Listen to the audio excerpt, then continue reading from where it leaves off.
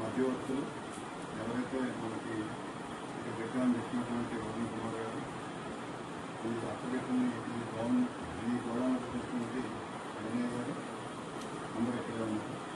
7 సంవత్సరంలో ఈ నోట్ల కట్టడాన్ని లెక్కిస్తే 12 బాక్సుల్లో మొత్తం 11 కోట్ల రూపాయలు దీంట్లో ప్యాక్ చేయబడి ఉన్నాయి.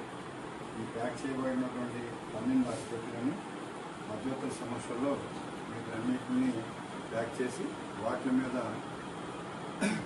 మధ్యవర్తులు ఈ ప్రత్యక్ష సాక్షులు ఈ కేసులో అసిస్టెంట్ ఇన్వెస్టిగేషన్ ఆఫీసర్స్ కూడా సంతకాలు చేసినటువంటి స్లిప్స్ని ఈ బాక్సుల మీద అందించి దీన్ని సీల్ చేయడం జరుగుతుంది.